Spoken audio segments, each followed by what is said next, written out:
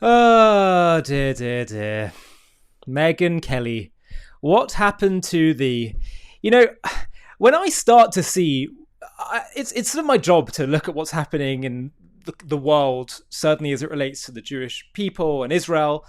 And when I see people who I feel like, oh, that seemed a little bit of a hostile approach to Jews or to Israel, that's felt a bit unfair. I always kind of catch myself and I'm like, oh, well, hold on, Ollie, you got to be careful. Maybe they just didn't mean it, or maybe that's it was a one-off thing. Maybe they're misinformed. And more often than not, I have to be honest with you, more often than not, it turns out that unfortunately they were going down a bad path, and it all just becomes clear sooner or later.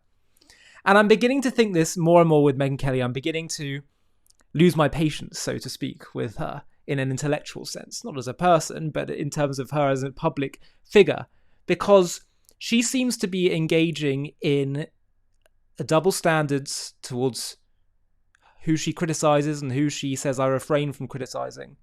And frankly, I think in terms of just treatment of the whole Israel subject and rise of anti-Semitism on parts of the conservative, quote unquote, right, because I don't think there's much conservative about these alt-right conspiratorial anti-Semitic extremists. But I want to tell you why this has been like, you know, another step in which I've been like, okay, this Megyn Kelly is really, I'm just really struggling to see her as a reasonable voice.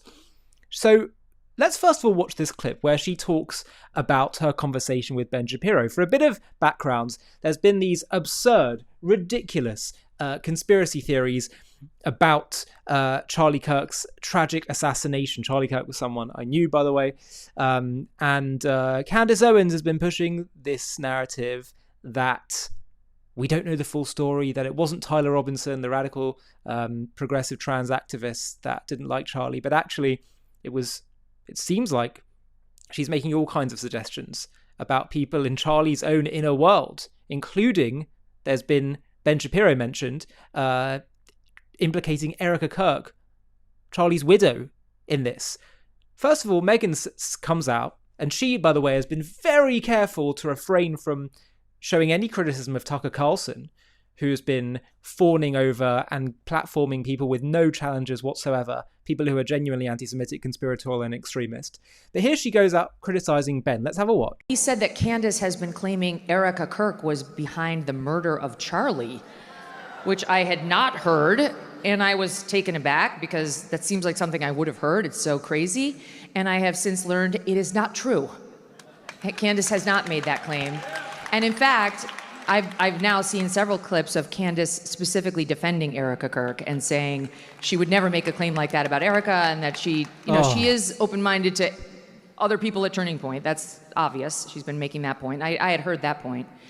But that... Anything to say about that point? About the disgraceful, in their time of mourning, pointing of the fingers at people in Charlie's inner circle while they're grieving? Nothing to say there. Just criticizing Ben because she thinks he's made a false claim about all of Candace Owens' crazy and deeply damaging and immoral conspiracy theories. But she's specifically been defending Erica Kirk, and she's been saying she does not think that of Erica. And in fact, if you read her comments, she's under pressure to make comments about Erica. And so far, what I've seen, she hasn't. So thank you for that question. Okay, so before we examine the evidence, let's first of all just hear Ben Shapiro in his own words so we're clear on what happened, okay? Ben Shapiro claims Megyn Kelly that Candace Owens is doing something evil by questioning the FBI's version of events. Let's first watch. What Candace Owens is doing right now is evil.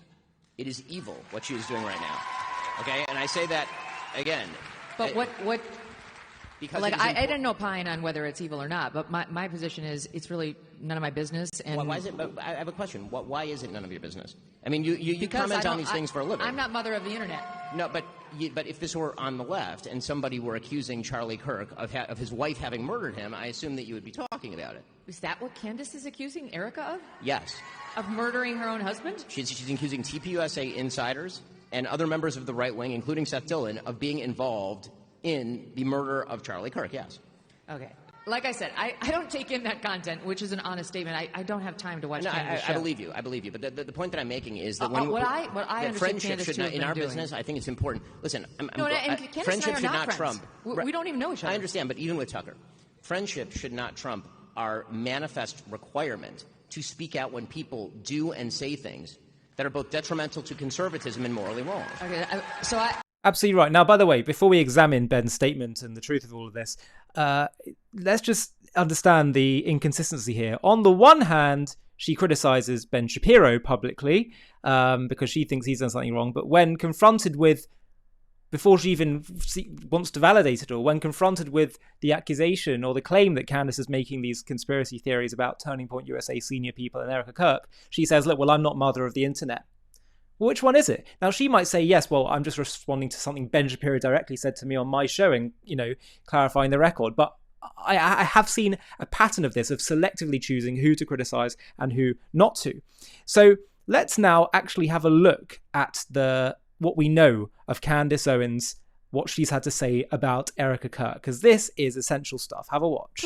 Realizing that nothing in Charlie's life was real. It's just something that keeps me up at night. Just nothing in his life was real. Like, everyone's just like, oh, let's just move on.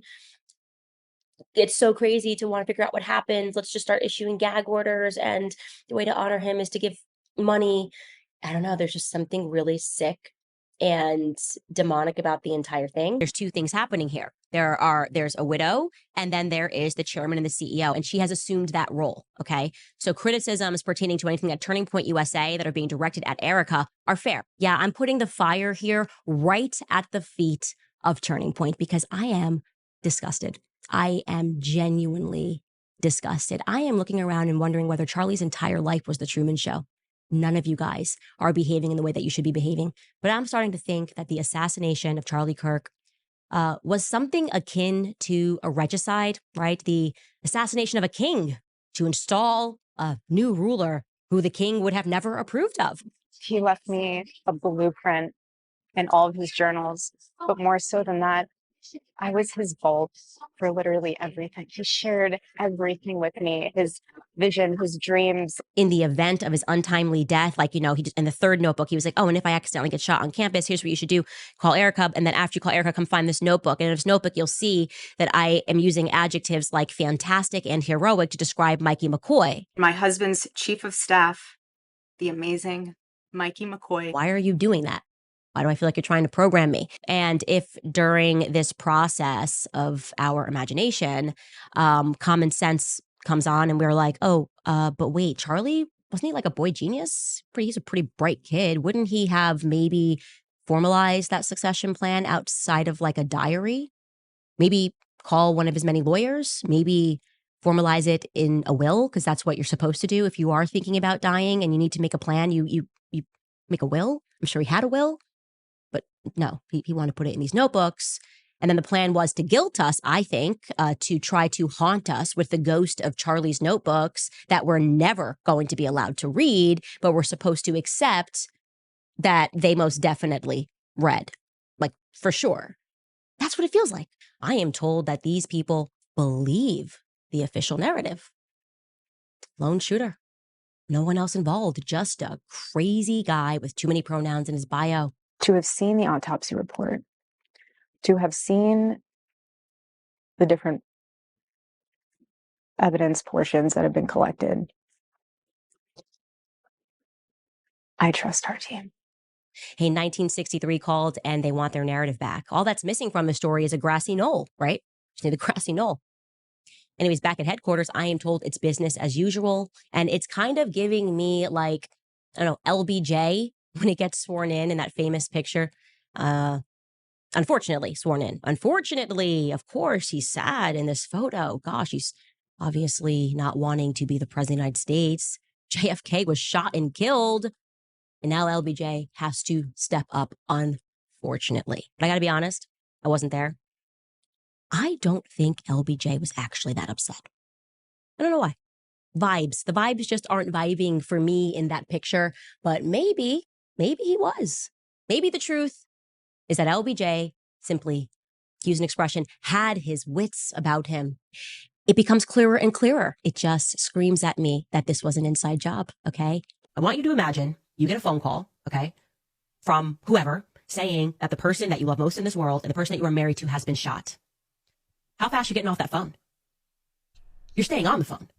You're asking questions. There's a series of questions that need to be answered. You scream. What do you mean? What are you talking about? Where is he? Where do I go? Blah, blah, blah, blah. Is he okay? There are a litany of questions that would be asked. And please don't tell me that this is some situation where that wouldn't be the circumstance. I am so tired of the you wouldn't know what you would do. I do know that you're asking a series of questions. I need clarification because every day that goes on, it feels to me like Turning Point is engaged in a cover-up. And there's no other way to say this. There's no other ways. I don't care who at Turning Point tweets. I literally do not care. I will breathe fire on all of you. I know how these events work. Why was this event confirmed so quickly when it was requested so late? Answer these questions. I need answers to these questions to understand what happened on that day. Be very explicit, okay? I want war with all of you. Because I know this isn't right. And there's no way you are going to convince me and the rest of the world that all of this is normal. We're not just going to keep on going and jump into a succession plan. We're going to figure out what the hell happened on September 10th first. And I'm going to tell you guys, Charlie had a vision. Charlie Kirk did in fact know that Turning Point was going to be the death of him. And I approve of that. He also knew that I was the only person who was going to step up to defend him after he was gone. Now, I want to draw your attention to this that she said here. Erica knows everything. In other words, she's trying to say that she is somehow knowledgeable about the truth and is hiding it from us about what really happened to Charlie. Now, I want to give some further thoughts on what Megyn Kelly said and why I find it just really so disturbing. But before I do, just want to show a bit more. So, this is at least the second time Candace Owens has highlighted and directed her mob on a random person in relation to Charlie Kirk's murder, this time implying he played a role because he was wearing a hoodie. She deleted last time after the damage was done. Someone wrote, hey guys, this is me. My teammate and I were just on campus to get food and stopped by the event. We always wear silly stuff like that. Sorry guys. This wasn't even the worst of it. Candace Owens also dropped insinuations and explicitly accused TPUSA of being involved in Charlie Kirk's murder. It reeks of an inside job, as you saw us saying. It's becoming clearer and clearer that Turning Point USA was involved. Now, Aaron Wexler said, Megyn Kelly has famously said she doesn't watch Candace and isn't familiar with what she's been saying. I already found that hard to believe. Megyn monitors Twitter and the clips are everywhere. But more than that, anyone watching knows that Candace spends her episodes intimating exactly who she's referring to while holding just short of saying a name explicitly so she has plausible deniability. Clarification only seems important to Megyn for select people. If she wants to run cover for the lies and divisive dark souls of Candace Owens and Tucker Carlson, then she can make her bed with them. Now, Candace Owens, by the way, is saying, thank you to Megyn Kelly for clarifying Ben Shapiro is lying about me implicating Erica Kirk in any way at all. Now, I've really got to say that regardless of whether or not Ben Shapiro was completely right in his characterization of Candace Owens' conspiracy theories, what really stands out to me here, above all else, is the inconsistency. And that's why I'm losing my patience with Megyn Kelly, because she says, I'm not the mother of the internet, meaning it's not her job to call out Candace Owens. And, she'll say we need unity on the conservative right. But somehow that principle disappears when it comes to criticizing Ben Shapiro. She won't condemn Candace for spreading an appalling, baseless conspiracy about Charlie Kirk. Yet she'll publicly criticize Ben for supposedly mischaracterizing those claims. It's just a very strange moral compass. Unity when it's convenient, outrage when it's not. So A.G. Hamilton wrote, I'm not big on gaslighting. Here is 3 minutes of Candace Owens, as we saw before, insinuating TPUSA involved, and there's a bit of implicit of Erica Kirk having some kind of knowledge, or they all betrayed him. I could share about 20 other videos of her launching similar accusations at friends and associates of Charlie Kirk. She's also been caught in countless lies related to her conspiracies. And there have been many people, including some private individuals and many friends of Charlie Kirk, Mikey McCoy, Josh Amos, Seth Dillon, who have been receiving death threats and non-stop harassment because of her lies and her attempts to target them, which she's made millions from over the same period. Owens has also spent all of her time trying to exonerate the left-wing radical who murdered Charlie Kirk while pushing these lies. Lastly, her friend and main source for many of these conspiracies was someone who attacked Charlie just days before his murder. None of this even relates to other conspiracies or anti-Semitism. No one should downplay or defend her evil behaviour. Now, who was this main source for her conspiracies? A guy called Ian Carroll. Well, 3 days before Kirk was killed, Ian Carroll smeared Charlie Kirk as a servant of the Jews and a bad Christian. Days after he was killed, Carroll declared with zero evidence that Israel killed him. A week later, Carroll was pushing conspiracies about Charlie Kirk's widow. So, as you can see here, Charlie made a comment about Jesus. Ian said, and you decide you'll dedicate your life to serving the people who killed him. Then Ian Carroll wrote, yesterday was a turning point for Israel-US relations. Less than 24 hours and the internet already figured out who the most likely culprit was. He was their friend. He basically dedicated his life to them. Dave Smith says, what evidence Israel did this? Seth Dillon said, it was a bad thing that happened. Bad things are because of Jews. Try to keep up. Now, Ant Speaks said as follows, I'm so completely done with Megyn. Candace absolutely did allude to the fact that Erica killed her own husband. That did not come from Ben Shapiro, but from thousands who saw that very specific clip. To go further and say Candace defended Erica, that is absurd. God only knows what's happening behind the scenes. But I don't for a second believe Candace's camp was not somehow involved in issuing threats. Maybe she has something on Megyn, I don't know. None of this is genuine. None of this is genuine. None of this is organic. Megyn Kelly is a coward. And I want to read to you the words of Peter Savodnik, who said, the story of Megyn Kelly over the past few months is sad. It will cast a pall over the rest of her career, if not longer. I can't tell whether it's simply a matter of confusion, or miscalculation, or something else. The same person who refused to criticize Tucker Carlson's undeniable anti-Semitism because, apparently, he's a friend, is now lashing out at Ben Shapiro, whom Kelly has also called a friend, for saying something that is obviously true and has been reported on and talked about online. The reasons for this seem clear enough. She doesn't want to alienate the Groypers and Christian nationalists, white nationalists, whom right-wing media influencers have been vying for, vulture-like since Charlie Kirk's murder. All this unseemliness comes at the same time the Republican Party is confronted with an anti-Semitism crisis, as Ted Cruz described it when I interviewed him. Nor is this just about American Jews. On the contrary, this is about the meaning of conservatism, the inheritors of MAGA, the future of a republic that is very much in doubt right now. One wonders what Kelly hopes to accomplish by sacrificing her integrity in the race for more audience, a race that she is likely to lose in any event to the OG haters like Tucker, Owens, and Fuentes, who have much more experience peddling the sociology of losers. You know, honestly, the more I think about it, maybe that is what's going on here. And, you know, what's interesting as well is that, and I want to share this with you, Megyn Kelly was saying on her show yesterday that Charlie Kirk was telling Tucker Carlson when he recently spoke at a Turning Point USA event to go max, to go all in on the Jeffrey Epstein stuff and all his thoughts around that. And that is somehow evidence that Charlie Kirk was not a supporter of Israel, or maybe not a supporter of Israel, but very hostile, let's say, or not completely, you know, in the pro-Jewish camp. Now, I can't speak for Charlie, and I know his views were, you know, moving and shifting and varied on Israel, although I would still say largely he was very much in the pro-Israel camp, and there's so much evidence to show that. But I'm sharing this with you more just because of the disingenuousness of this point. Brandon Tatum said, Charlie told me something similar at the same event before I went on stage. He told me to go all in on Epstein. He said nothing about Israel. He said to me, are you going to talk about Epstein? I said, of course I am. He said, go in because I cannot. Mikey McCoy was right next to him. He said nothing about Israel. He never expressed to me or publicly that he believed Israel was the focal point of the Epstein issue. He, like everyone in the world, wanted to blast the administration and others. Why? For not releasing the files. That was the issue. To insinuate that he was telling Tucker to go in on Israel, let's say, is insane. Now, again, I can't speak for Charlie and where he was holding on all the issues to do with Israel, whatever. But this is more just an example where it seems to me there's just a laziness of journalism and coverage. At very best, I'd call it laziness. At worst, I would say what Seth Dillon's saying.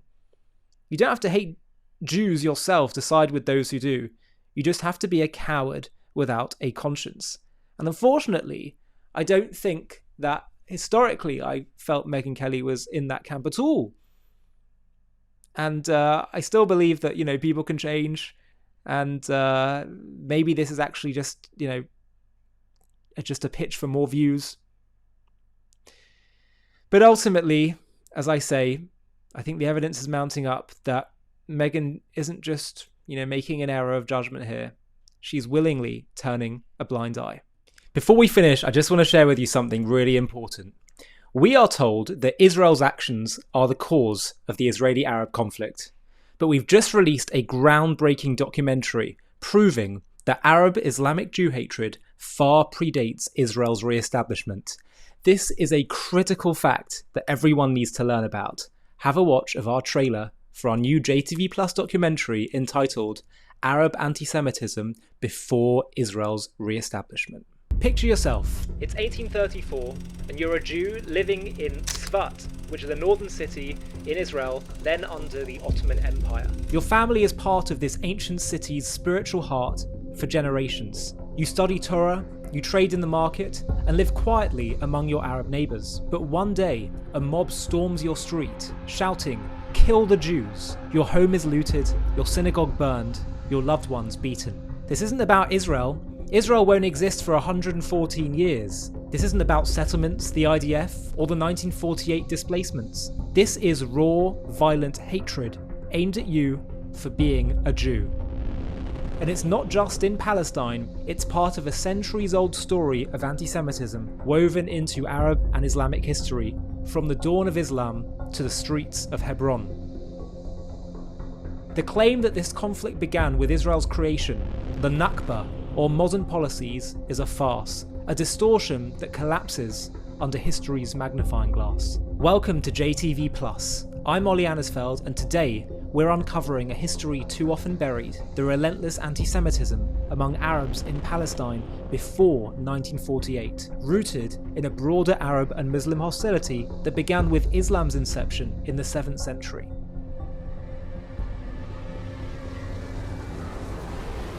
To watch this JTV Plus documentary and access much more premium content, click on the link in the video description.